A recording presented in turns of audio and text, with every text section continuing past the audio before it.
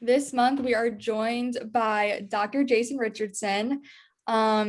He is a mental skills coach, and he is here to tell you a little bit about himself while we just wait for everyone to join us.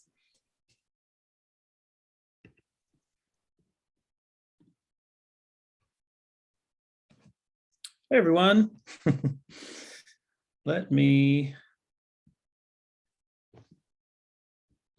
I'll just simplify it. Yeah, Dr. Jason Richardson, and I work with many professional elite athletes. Most of them are from the cycling world, BMX, mountain bike. Have worked with a couple of motocross people, or crossovers from motocross into mountain bike. And surfers, skateboarders, and then some of the more traditional sports as well. I was a BMX pro myself for 15 years, was able to win the world championships way back in the day, and then also win the Pan American Games, only a couple. That was 3 ways in the world championships and 2 ways, way back in the day for the Pan Am Games. Was able to be a top 10 pro internationally and nationally for most of my career, which was a 15-year career, and then went to school, got my master's in business along the way, and then my doctorate in psychology. And here I am. So basically, I do a lot of listening, a lot of talking, and a lot of helping people get what they want, specifically athletes. Awesome. And we are so excited to have you this month. Guys, we are going to go over our best practices for the webinar.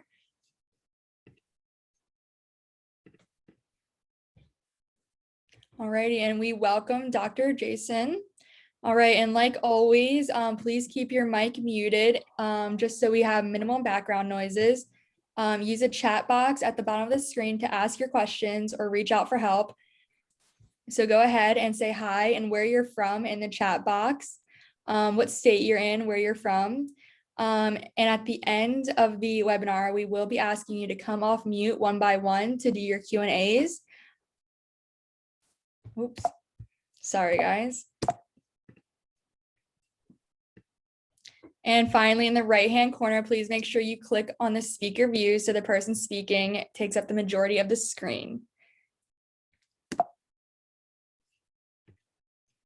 All right, so everybody say hi in the chat, drop where you're from.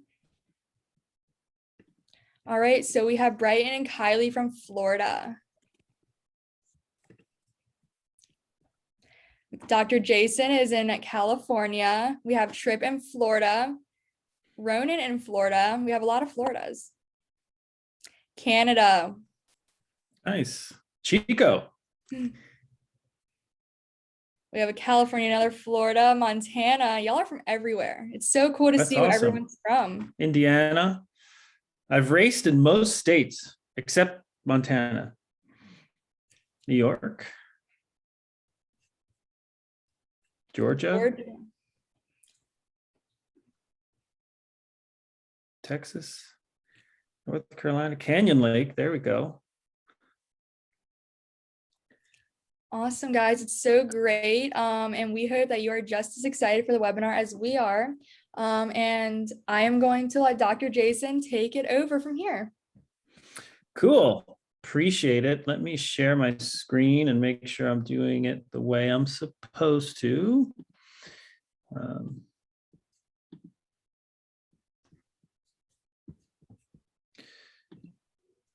There we go. Can everyone see that? Looks good on our end. Yes. Cool.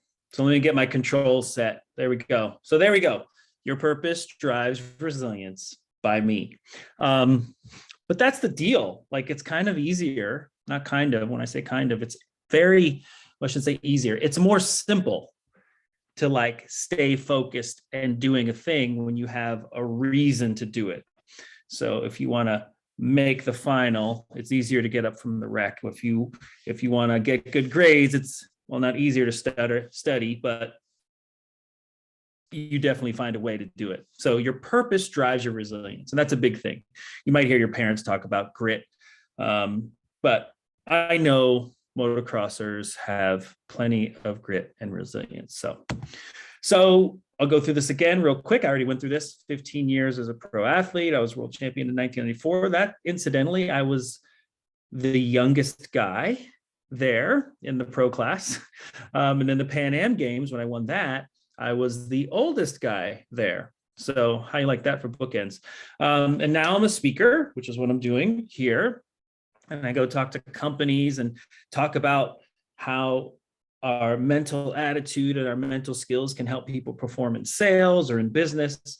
And then obviously I talk to athletes, executive coach, because there's a lot of people who are in the workspace who want to compete like you do on the track, and Olympic psychologist. So I was able to go to the Olympics with athletes in London in 2012 and Rio in 2016. And one of my athletes medaled just recently in Tokyo over the summer. So that was fun. But before all of that, I was a kid and I went to 8th grade, and that was me. And I decided to run for election for class president. And I recruited all my friends to make posters, and I was really good at graffiti writing. I actually posted that on my Instagram story. I still have the skill, except for S's. Anyways, just as an aside, remind me to talk about that later. So I ran for class president in 8th grade. But I have some questions for you. These aren't questions. These are more like you can take some notes on the side and just fill in the answers, okay? The first thing that comes to your mind, so we're going to play a little game. Maybe you want to even fill it in the chat, but definitely take a pen and paper and just fill it. So the world is, what is the world to you? Some people might say big, some people might say scary, some people might say small, some people might say, is mine? Fill it in. The world is what?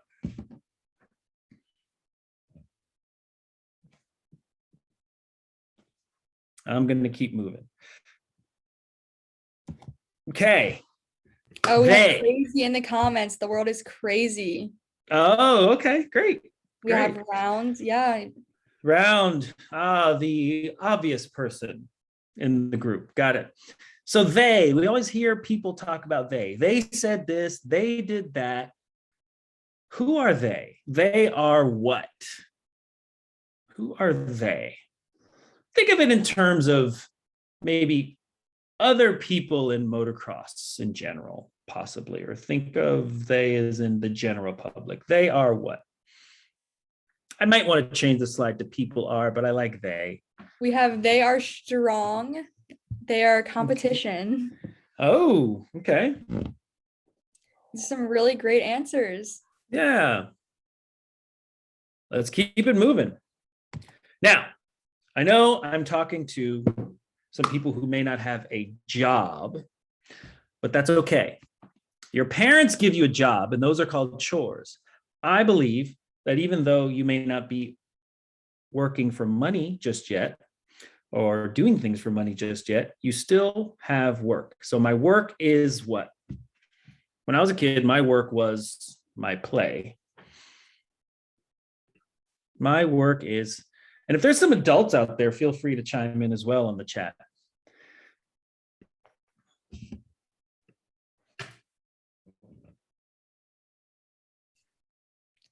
My work is rewarding. That is a great answer.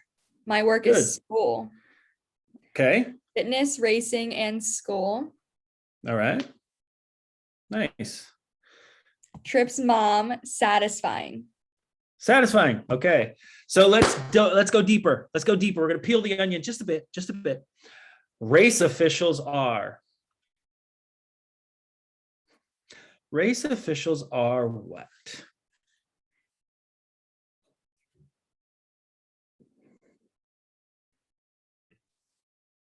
I think sometimes we forget they're volunteers. Sometimes.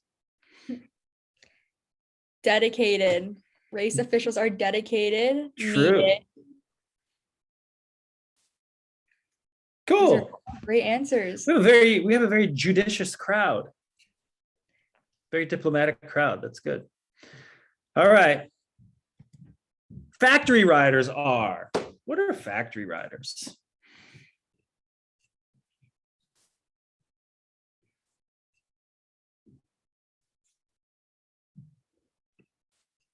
Let's see. Just drop your answers in the chat, everyone. Fast. Factory riders are fast, dedicated, good, hardworking, and winners. Okay.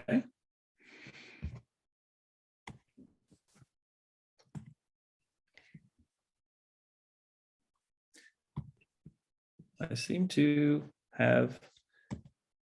be stuck. Hold on. There we go. Privateers are.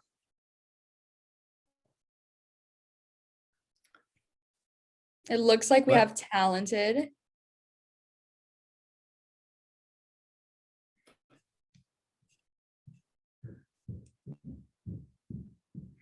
What else? Privateers are dedicated, hard That was workers. my word. That was my word. Yeah. Okay. We could put a pin in that, by the way. That's an interesting one. Because there was the same one. There was chasing the dream. We have committed.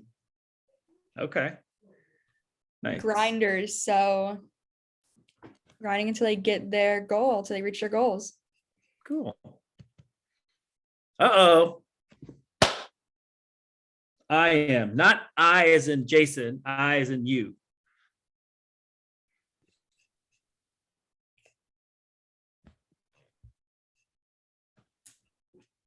Determined. I am determined. I am worth it. These are Okay. great answers, everybody. Cool. Killing it. All right. Well, guess what? All of those series, that exercise, that kind of free association is all about beliefs. We have beliefs about other people, we have beliefs about the world, and we have beliefs about ourselves. And then if we go deeper, we have beliefs about ourselves at school, and that might be different than the beliefs we have about ourselves at work or on the track or during training or with friends. And so it's a question of what belief is going to win when it's time to get on the line. So here's the chain of events. You have a belief that leads to a feeling, the feeling leads to an action, and the action leads to a result. Now, it happens faster than you can flip a switch. It's so automatic that it happens that fast. Belief, feeling, action, result. Belief, feeling, action, result. That's how it works. You think about a thing, you have a feeling about a thing, you do a thing, and then you get a thing. Got it? That's how it works every time. That's the chain of events. And my job is to help people kind of unravel that and pick that apart so that we can figure out, okay, what are we doing that's working and not working? What results are we getting that we're happy with or not happy with? What feelings do we like / don't like? And what are our beliefs that's driving the whole thing that's working for us and not working? Okay. And sometimes your coaches are really good at this. Sometimes your teachers are really good at this. And you can learn to be good at this over time. So you might have heard this, but there's like this competition between nature and nurture. So am I a winner because it's in my nature, or am I a winner because I was nurtured to be a winner, right? My parents kept telling me I was awesome and I ate the best food. That's nurture. Or did I just come to this earth and I was a winner, hopped right on my bike and could ride and could jump and could scrub and could corner and could clutch and could brake, and I was just a winner. I was a natural. So is it nature or nurture? The truth is it's both. And probably 60% nature, which we can get into later. The truth is it's both. And it depends on what the situation is, which one might lead. Okay. So when we're fearful on the track, maybe our nature takes over, which is why you work with a coach so that you can build up some of that strength and build up some of those habits so that it becomes what you've heard, second nature, right? So second nature are the things that are trained in. So nature and nurture, it's both. But pretty cool facts. I have to tell you a few facts because I went to a lot of school, and if I don't share the facts, then it makes it seem like my school wasn't worth it. Okay, so your brain, 23 watts. I know that doesn't sound like much, but that 3 pounds can light up a light bulb. And it's 20% of your body's total energy. And more importantly, you'll understand this because you all use computers and phones and things that turn on and have screens. Your brain is managing, okay, dealing with, handling 400 billion bits per second. 400 billion bits of information per second. That's an amazing amount of information. And then you want to add homework to that. And then you can add motocross to that. And then you can add training to that. And then all that other stuff. Powerful tools, these brains. We have between 12 and 60,000 thoughts per day. Now, here's the trippy part. 95% of those thoughts are the same as they were yesterday. For instance, I'll prove it to you. Has the day gone by since you started racing that you haven't thought about racing? I can tell you this, I've been retired since 2008, and there has not been a day that's gone by that I haven't thought about racing.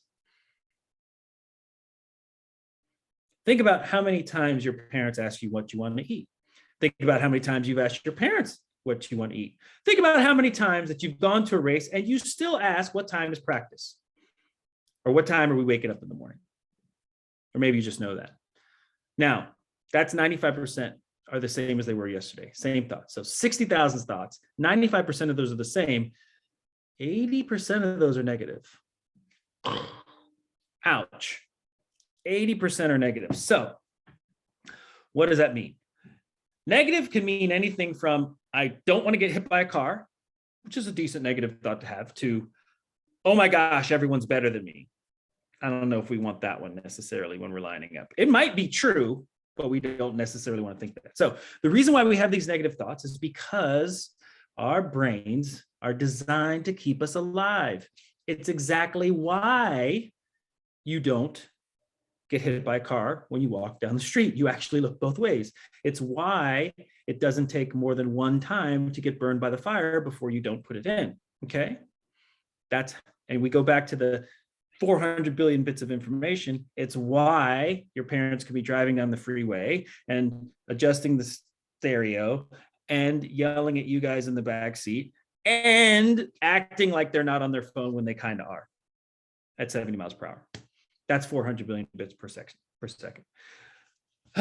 Okay, that was a lot of brain science. Is everyone good? Can I get a thumbs up? Can I get a hands up?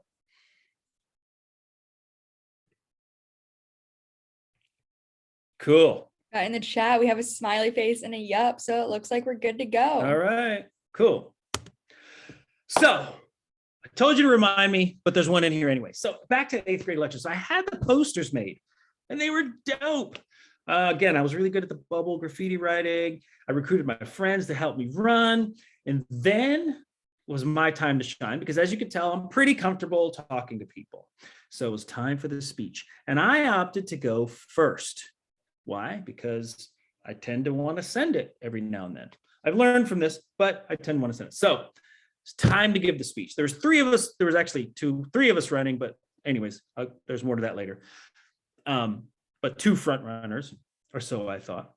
And I gave my speech first, and I told them what I could do. I gave them proof as to the things that I've already done to help my fellow 8th graders and my ideas for what we can do in the future. That was my speech.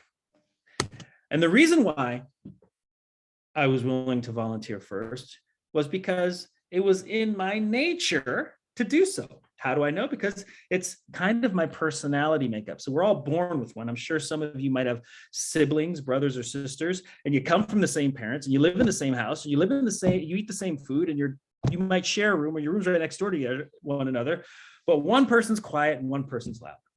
One person's outgoing and one person's shy. One person always has to complain, is always complaining about someone, and one person's always agreeable about something. How can that be? Well, it's personality. It's how you roll.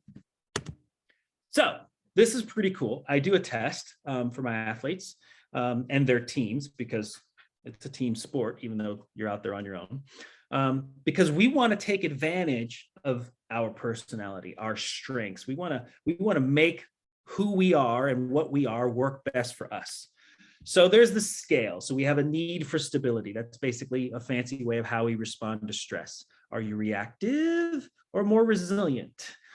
There's extroversion. I think you know what that means. Are you outgoing? Or are you kind of more like, I'm good being on the track, but once I'm done, I like to just go to my trailer and not talk to anyone. Or maybe you're in the middle. Maybe you can go with people, and maybe you can do without people. That's fine.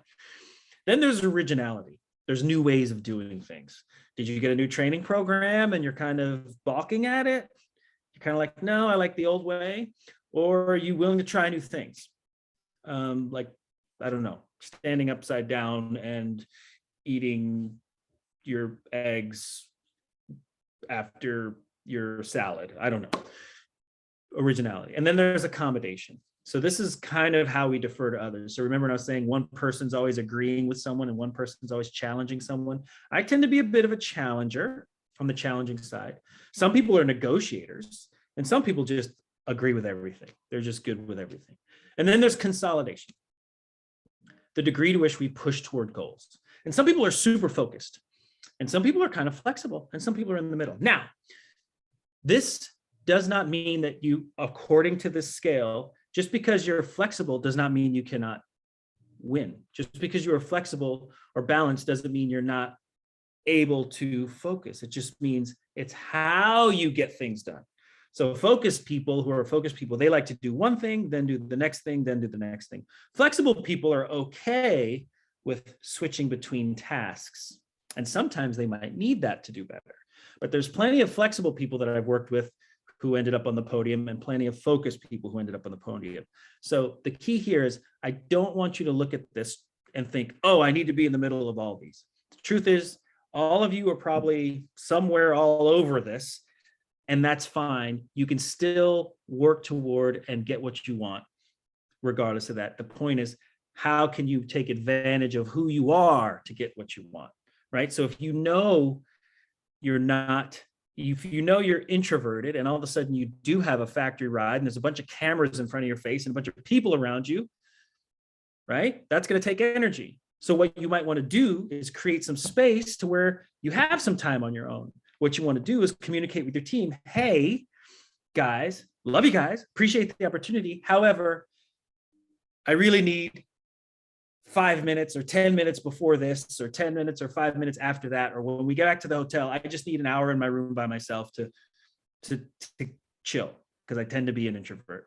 That's fine, right? And those little things, those little adjustments are the final little are the percentage points that we're looking for, the percentage points that I'm helping people with mentally from a skill standpoint. And we can go down the list: extroversion, originality, accommodation, consolidation, the whole thing. I've worked with athletes where they are in a very focused environment, but they kind of are flexible by nature.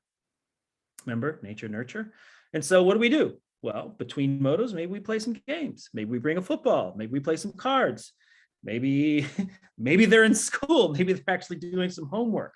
So all of this stuff is planned, and we can include that. Whereas if I'm working with someone who's focused, it's like, all right, let's stay in the game.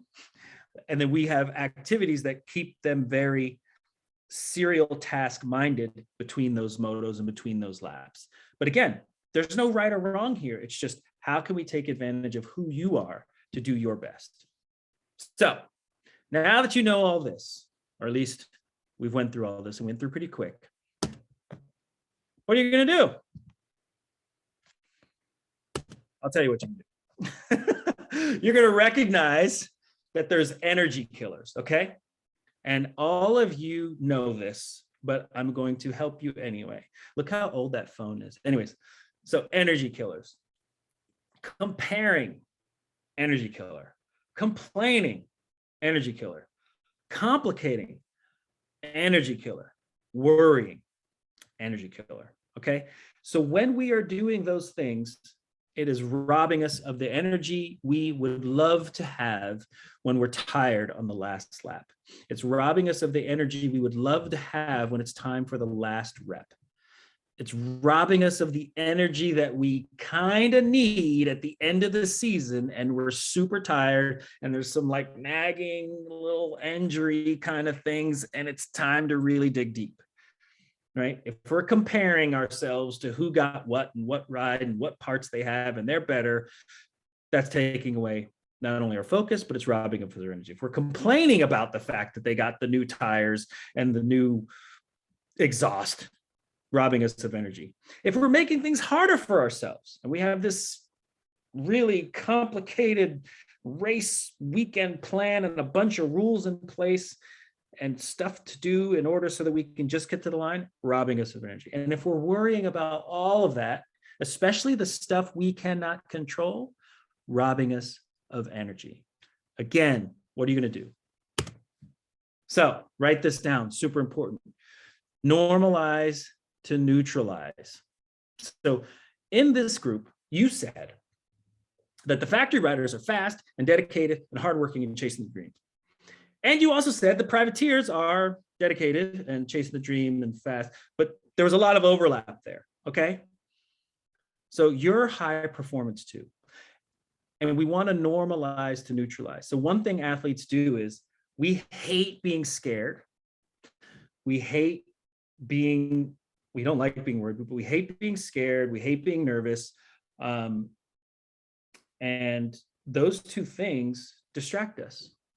But the truth is, riding a motorcycle or mountain bike or BMX or whatever, like sometimes we have to do some scary stuff. It's just part of the deal. Sometimes it's time to send it. And you might not be feeling it. And I get that. However, I'm not here to say, go kiddo, go send it anyway. I'm here to say it's normal to be scared. I'm here to tell you that I've been on the X Games deck. I've been at the Olympics at the finals. I've been at the World Championships, and we were nervous. We were scared sometimes. We were even doubtful sometimes. And those of us who recognize that that was part of the experience and not something that's necessarily negative. Of course, we don't want to be nervous or scared, but it's part of the deal. Then we can use that energy. Okay. So an example I always use, if someone is chasing you with a knife or gun, chances are you'll be scared, right? Fearful. Remember, belief, feeling, action, result, right? So you see a knife and they look like a killer. You're thinking, I'm going to die, right? Feeling, I'm scared. Action. What do? Do you run? Do you call the cops? Do you fight? My guess is if you run, you'll probably run faster than if you've ever run. My guess is if you fight, you'll probably land a couple punches, or they'll be the first, they'll be the best fight you've ever fought, win or lose. And if you call the police, well, that's a good decision, right? And then there'll be some kind of result from that. But the point is that fear served you, right? I'd be more worried about you if you weren't scared if someone was chasing you with a knife. Like, okay, what's going on with this person? Or they're just insanely brave. But the whole thing about bravery is you do the thing even though you're scared. It doesn't take much bravery to do something you're not scared of. Okay? So normalize to neutralize. It's normal. So we can accept that. If we can accept that we sometimes get scared, if we can accept that sometimes we're doubtful, if we can accept sometimes that we're nervous, we can stop fighting the feelings and focus on getting in the gate. Focus on the next rep. Focus on hitting the turn correctly. Focus on getting backside. Focus on our race game. Okay? You are high performance too. Another thing we're going to do, we're going to find one another, right? There is greatness amongst you. All right. So when I was traveling, we kind of had a crew. So yes, there were some guys that I was competing with / against, but there was a group of us that we would kind of travel together. I'm sure you do it now. You might caravan to races. You kind of have your crew, you kind of like maybe a practice crew. That's a good thing. So each of you can push each other positively, hopefully, and healthy, hopefully, to stretch and to do the healthy thing for you or to do the right thing. I know it gets competitive, so not everyone wants to share all their secrets, but but you also have parents, you also have coaches, you also have riders who are older than you that are not racing you yet, or you're not racing them yet, that you can lean against, and you can learn something from. What else are we going to do? Plenty of stuff to do. Think immediate versus ultimate, okay?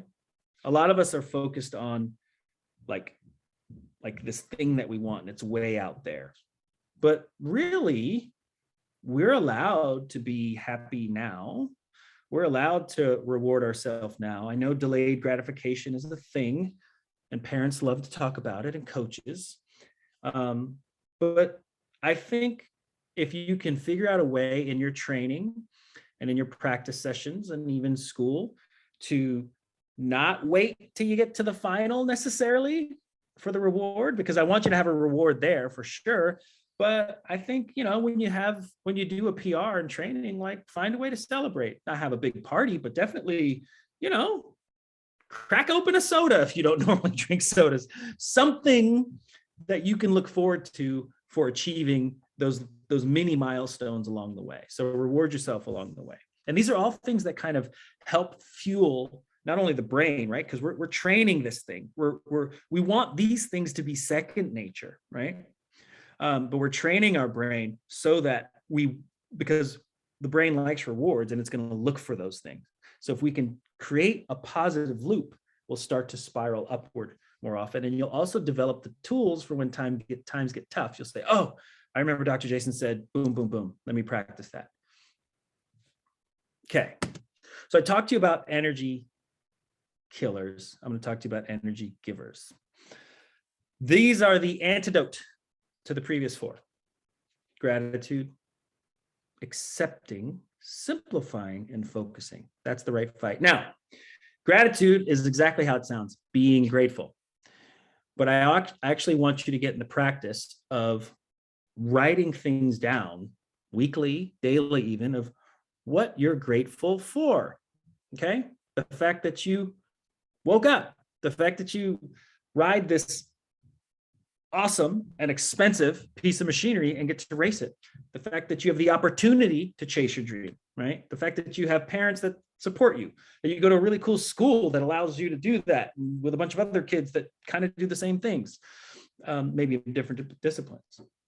Accepting. So I should put a star by this one. So accepting is this. Remember I was talking about the feelings earlier and how we want to normalize to neutralize? That's accepting. Okay. So we want to accept the fact that, okay, I'm not as fast as I want to be yet. If you're not as fast as you want to be, you want to accept that, okay, maybe my engine's running a little rich today. You want to accept that, you want to accept what is, right? The facts, right? We don't have to always take it personally, right?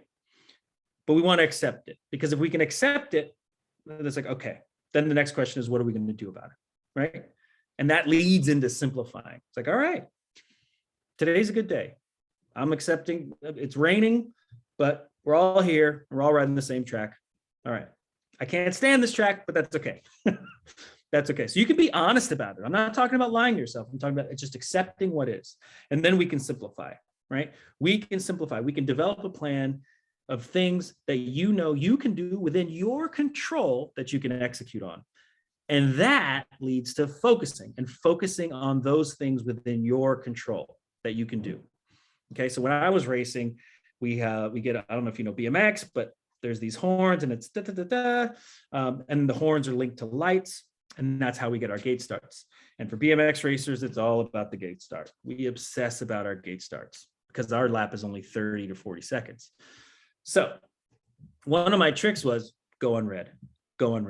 Whether it was a good track or bad track, my focus, and I can't even tell you how many times I would say that during a weekend, thousands, millions of times, go on red, because that helped me erase some of the other stuff I didn't like. That helped give me something to do that I could do that was in my control. Sometimes it was get through the pro section clean. Sometimes it was get backside on first jump, whatever it was, but I would pick one or two things for the weekend to just focus in on and even tell myself that every time I was out there. okay? Because we have 12 to 60,000 thoughts per day, and 95% of them are the same as yesterday, and 80% are negative. So if you can change just 1%, what do you think your outcomes will be?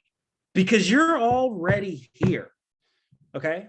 You're already in a place where most people probably will not get to, don't have the opportunity to get to, or the chance to get to, right? So you're already kind of here. So just changing 1% of that 80% negative, adding 1% of a behavioral change, adding 1% of a behavioral change can lead to a huge difference in outcome along the way. That is how you can take care of you and others. Okay? So we all know this. Slow down to go faster. And we know when things go wrong on the track, things tend to speed up. It happens real fast when we're wrecking. Sometimes it feels like in slow motion, but if you think about a lap or a race, and it might be 20 minutes, but you can leave that race and talk about that race for weeks or years. I have 30-second laps that me and my friends, us old pros, get together, and we can talk about the one lap, and we can talk about it for hours on end. Okay? A 30-second lap gives us a lifetime of content, right? And when you're out there and you're in that moment, when you're in the zone, yes, there's a race, but you can also take the time to make sure that you're braking in the right spots, that you're accelerating in the right spots, that you're checking up and looking up and minding where you are on the track and who's where, so that you can focus on your race. And it's just, that's all you need to slow down to go faster. You just need this much of a slowdown to go that much faster. Okay. So when we think of mental skills, I want you to think of, and when you think of mental skills in the terms of your personality, like how you roll, I want you to think of in terms of development and compensation. So compensation is paying and development is building, okay? Think of it in terms of development and compensation. So you get to answer this. This goes in your own training journal. You can put it in the chat if you want, but if not, that's fine. But write it down for yourself. What areas of self do I need to develop in order to win at this game?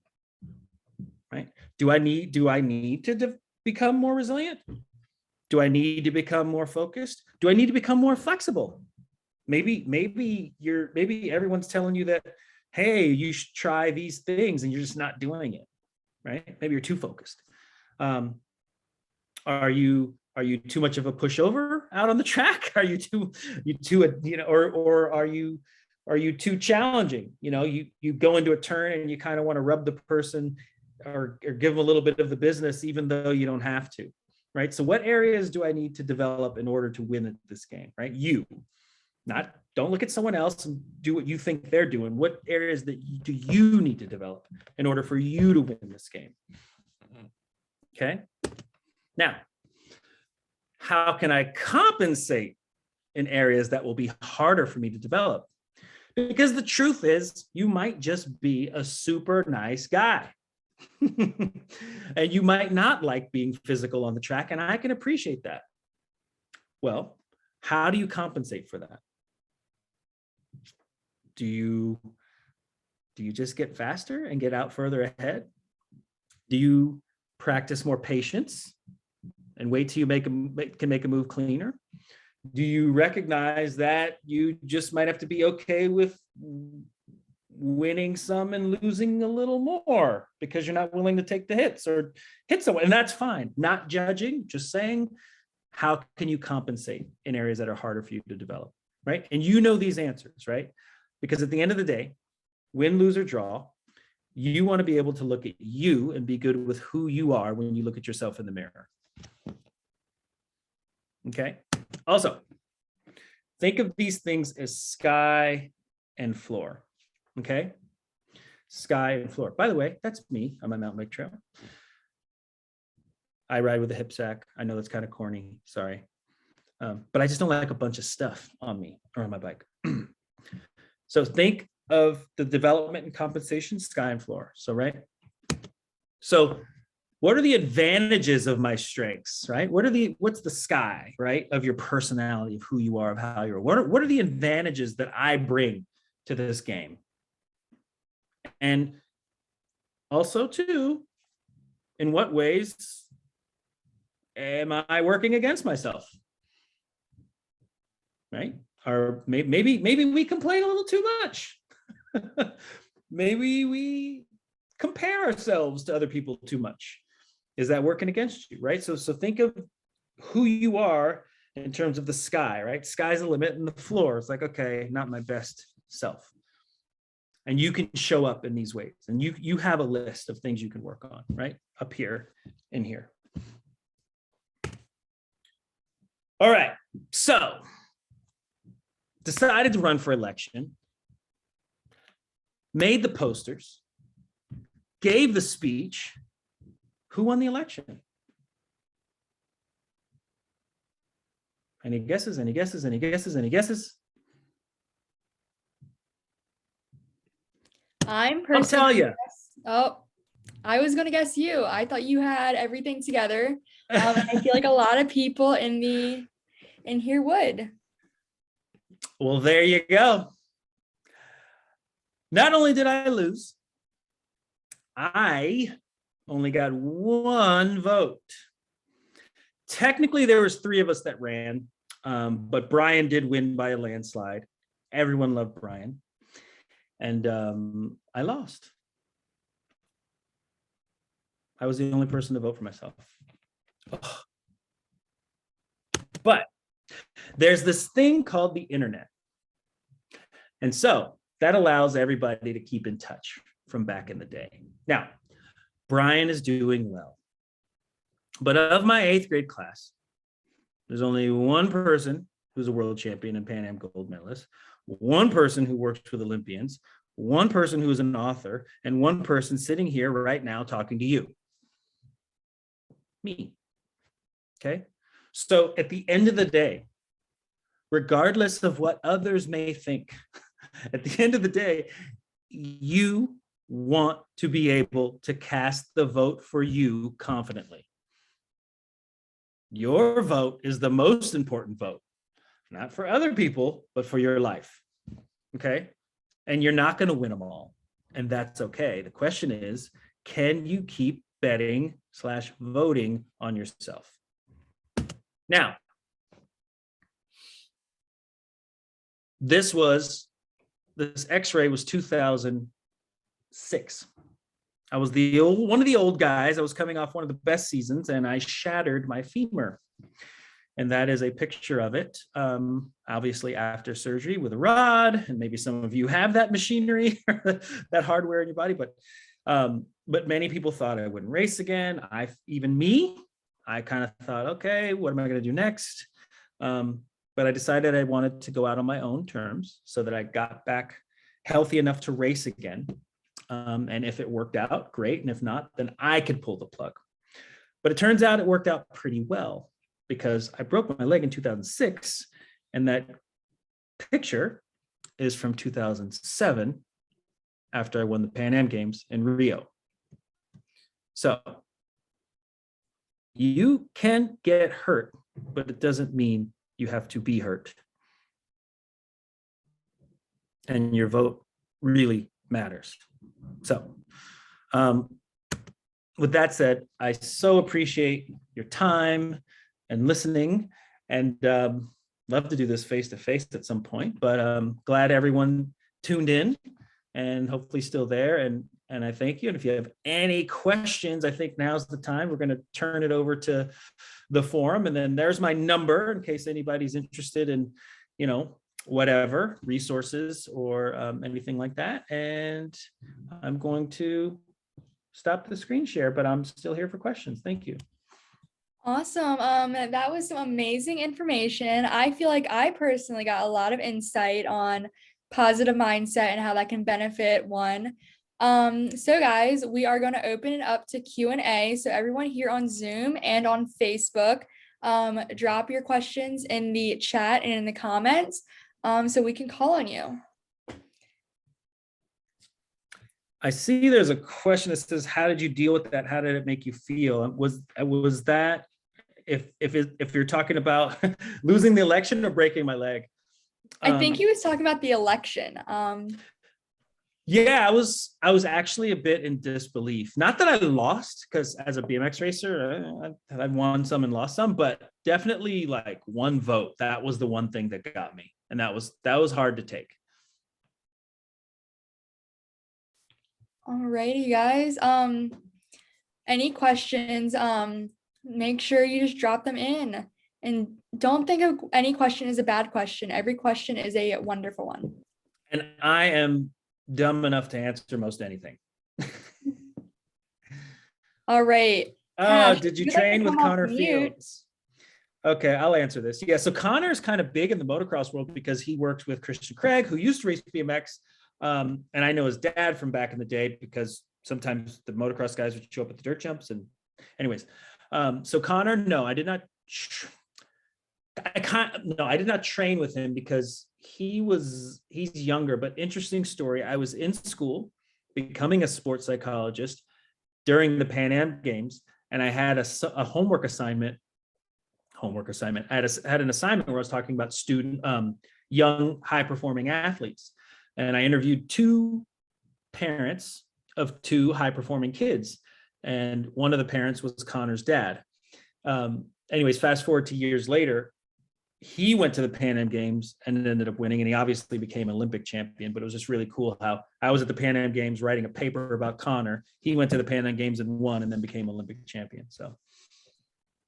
Awesome. That was a great question, Cash. Up next, we have Lex. If you'd like to come off mute and ask your question. Have you ever trained with Supercross pros? Have I ever trained Supercross pros? Not yet. Some of the Supercross, I shouldn't say that, but some of the people that I've trained with or have helped, they were because I'll call them a lot of motocross people, like they'll race motocross when they're younger and then they cross over into mountain bikes. So I've worked with them on that end. And I've come close to working with a couple of notable motocross people. The only reason I don't want to say lose out, the only reason why I end up not working with them is because they have a sponsor with a very famously painted helmet, and that company tends to have their own sports psychologist on staff. Yes, that was a great question. All right, up next we have William. If you'd like to come off mute. It's actually William's mom. He just went to the bathroom. He didn't realize he was going to have to speak, but yeah, what he wanted to know what your biggest fear was when you were up at the gate. What did you think of? Yeah, so it's interesting. It changed over the years, but it didn't turn into fear until I got a bit older and the tracks became bigger and we were going bigger. It was always a little bit more like a nervous fear at first, which was, fear of not qualifying through or not making the final. And then as it got bigger, so we started doing X Games and downhill BMX and the Olympic racing is, the huge hill and huge jumps. And at the time we were the guinea pigs for that transition. That was, it wasn't even so much, I wasn't nervous for the racing piece of it. We were all like, the biggest fear was like, oh my gosh, I'm going to hit this jump with all these people next to me. And we're going to jump 50 feet instead of 20 feet. And we're going, 10 miles per hour faster. So the fear was the actual just getting throttled, getting hurt. Those were the biggest fears. Oddly enough, when I got hurt, there was zero fear. It was just a stupid accident racing. Awesome. That was a great question, William, and thank you to William's mom. Up next, we have Jack. If you'd like to come off mute. What sponsors did you have when you were pro? Okay, what sponsors did I have? So I'm going to try to go in order. So at first, there was a there was a company called Auburn, which was owned by GT, then TNT, and then I hit the big time and I started riding for Giant Bicycle. I rode for them for about 3.5, 4 years. And then I was a privateer for a little bit because things got weird. We lost TV contracts. Was always sponsored by Answer, ODI, Shimano for parts. There was a time I was sponsored by No Fear for a little bit and Spy for a little bit. And then towards the end, I was sponsored by Haro and Intense. That is so great to hear all the past sponsors, and it's so cool to see how connected BMX and all that is to motocross. Up next, we have a question from Facebook from Megan Gagnon. She is one of our students here. How did you forget and move on after injuries? I didn't forget. I didn't forget, but I moved on. And so it's definitely a process. And I think the focus when you're injured is, in a weird way, it can help you recenter, right? So because now you have this really important thing, right? Purpose drives resiliency. So it's like race again. And in order to race again, there's a whole lot of stuff that needs to be done rehab wise and strength wise and so there was all these checkpoints along the way. And so when you go through those checkpoints, you become stronger. And then when it's actually time to race, yeah, it's a bit nervous, but then you race and you cross the finish line. And then you're like, oh, okay, I'm still alive. Okay, this is kind of working. And then maybe you get in a crash and then you get up and you're like, all right, I'm still here. And like my body parts are still together. And so you don't necessarily forget, but moving forward helps you move on and going forward. And by the way, I totally respect that when someone, decides that it's too much for them and they don't want to do it. I get that. But that's how you do it is, you look for those small wins along the way. And you just you want to learn to be okay with the frustration that comes with the fact that your rehab is not going as fast as you like, because it never does. And the fact that you're maybe back on the track and things might feel a little different, or you have to wear even me, I wear a lift in my heel because my legs healed. There's a discrepancy. You wouldn't notice that, but I wear it, and I still have I stretch differently, and I'm more careful when I train and go to the gym and do squats. So there's all these little things that I do because of that injury, and being mindful of it. But if I were to wallow and complain, right, or compare myself to someone who's not injured, that's not going to help me. If I can accept that, right, and kind of simplify and go, okay, well, what are the best ways to train for me, and then do that, it's easier to move forward. But those things stick with you, and that's okay, because it makes for great stories later on. That was a great question, Megan, and an even greater answer. Up next, we have Kaden. Kaden, if you'd like to come off mute, we would love to hear your question.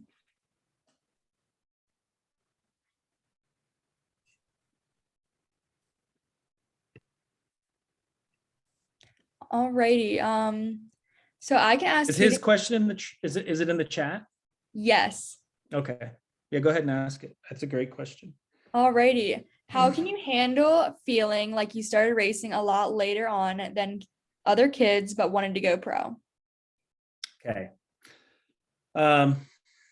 Okay. So one thing athletes do, is we start to give ourselves very limited ways to do things. We get very rigid in how things have to be done. Fundamentals are important. However, I went all the way in school. Okay. I have a doctorate, and I went all the way in my sport. I could go no further.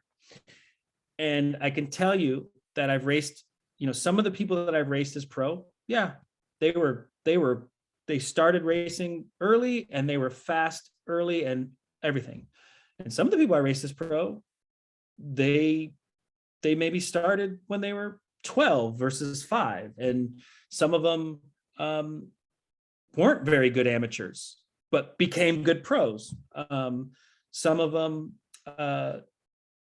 had unorthodox training, different training methods or different ways of looking at things. So I say all that to say there's a lot of different ways to win. And one of the things that I do when I work with athletes or anybody really is help them recognize, okay, of course, there's a certain way we'd like to win, of course. However, we want to leave room for all the ways that we haven't thought about to win. Because if we give ourselves a limited window, I have to do this, to do this, to do this, to do this. And if those things don't happen, it's easier for us to get out of sorts, right? So if we can back off just a bit, right, slow down to go faster and kind of say, all right, well, my timeline might be different, but that doesn't mean that I can't still show up and be pro. Because one thing, there's a lot of kids who I see who started early and they were the hot shoe locally or regionally or nationally, and then they burn out by the time they were 16. Or they had too many injuries and they couldn't keep going. Or, they were just over it because that's all they'd done. So you want to learn to walk strongly in your own path. And it sounds like there's a little bit of comparing there. So the question goes back to, all right, Caden, what are the advantages of starting later, right? Maybe you see things differently. Maybe you're hungrier. Maybe you're more open to different ways of training or getting faster. Maybe your body's just fresher because you haven't been, maybe you didn't learn bad habits, or maybe you do something a different way that works. Awesome. Caden, that was an amazing question. All right, up next we have Ronan. Just a little update, guys. We do want to be respectful of Jason's time. So if you have any last questions, make sure to drop them in the chat. But Laura, actually, Ronan's mom, would you like to come off mute? Sure. Thanks, Shelby. Hi, Dr. Jason, and thank you so much. This has been an amazing presentation. But I had a question from a parent's perspective. And what are some routine activities or exercises that we can do with our children to maintain that positive, forward-thinking attitude when things are really tough, or things aren't quite going the way that they are hoping or wanting, especially when going into a new sport? Ronan switched from motocross into tennis. Okay. So he's working super, super hard, but sometimes learning a new sport can be challenging, and trying to keep that positive mental attitude. Yeah, so I know it's going to sound weird, but we really want to redefine what that means, positive mental attitude, because you're allowed to be frustrated. Because the reason why we're frustrated or angry is because there's an expectation and we're not meeting it. And the reason why we're nervous is because there's an expectation and we're worried we may not meet that expectation, right? So then we can either lower expectations or raise our level. And so learning that's part of the game, the being a bit frustrated from time to time, and being, sometimes tired or sometimes doubtful, it's part of the game. I think things that you can do, and what I have athletes do, is we just set a time limit for the pity party. It's just like, that's all there is. Okay, what are the complaints? What do we want to get at? And just set a time limit and just get it out, whether it's written down or you have a buddy you can complain to. Usually it's me sometimes, or someone close that we can just get it out. And then after that, we redirect. And by the way, it's healthy, because when you're involved in a sport and you care as much as we all do, otherwise why would we be here? It's hard not to obsess over whatever it is we're obsessing about. And you want to find the time to just unplug from it. You're going to be thinking about it anyway, so just take that for granted. So you want to find time to just unplug from that thing. And whether it's another sport, or it's just, we have a beach in California, so it's that, but just finding other activities or other ways to unplug and do something else. School is actually great because it's kind of there anyway right now, the studying and the this and that, and maybe I don't know how Ronan is, but maybe there's college aspirations, this, that, or the other, but just finding a way to unplug from it. And the other thing I do is I call it policing. And this is actually something I have. So I will have the person basically notice someone else's negative attitude and someone else's bad negative thoughts, and kind of like, you know, every time they notice it, kind of like, you know, kind of have like a fake buzzer. But what happens is you become more mindful of it and you become more aware of your own actions in the process. Hopefully that was helpful. Great, thank you. Yeah, you're welcome. All right, everyone. Oh, it looks like we have one last question before we can wrap this up from Chase. Chase, if you'd like to ask, you can come off mute now. What are you thinking when you're on the gate? That's the famous question. I get that in BMX too. So there's a lot going on, and I know starts are probably one of the most technical things, right? Because we want to have traction, we want to have timing, we want to get the whole shot. There's all kinds of things, and there's all kinds of stuff going on. But again, so this is, I'll say this, fight for your setup, okay? So what I mean by that is make sure, and I know the tracks change and the gauge changes and the conditions change, I know that.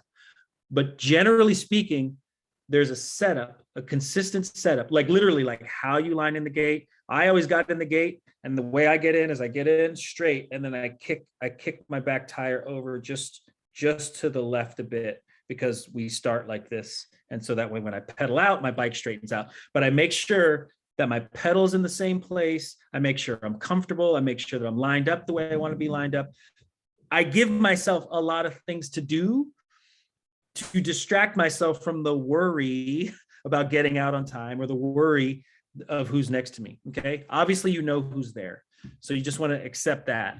So you want to fight for your setup, because if you're set up correctly, all the other stuff flows more easily. And then once you're set up, then we want to maybe take a breath or two.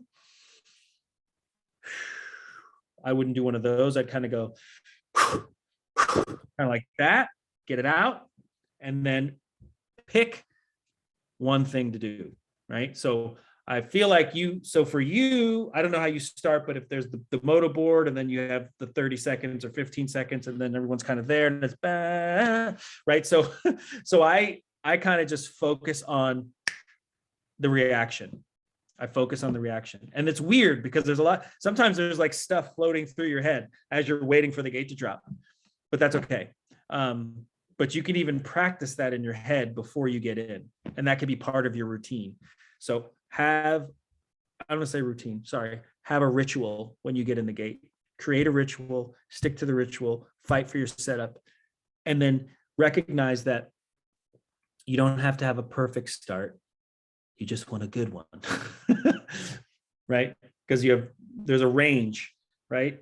And you want to just be within the range of good. And if it happens to be perfect that time, great. The benefit is you have a lot of time after your start to make moves. I only had 30 seconds. Thanks, Chase. Awesome. That was a great question, Chase. And as well as everyone else, thank you for your questions. They were all amazing. And a big thank you to Dr. Jason. Everyone in the comments is saying thank you and great information and presentation. So we thank you guys for joining. And Dr. Jason, any last words? That's it. I'm super proud to present and have a conversation with all of you. I wish you the best of everything moving forward. And like I said, if you want to reach out, my number is 760-456-7401, or on Instagram at Real Dr. J Rich. That's at REALDRJRICH. And yeah, like send me some pics of you guys riding or tennising or surfing or doing whatever you do. It's always fun to see, and I wish you the best of luck. Thank you, and thanks to On Track, and yeah, this has been great. Awesome. Thank you guys so much, and we'll see you in the next one. Bye.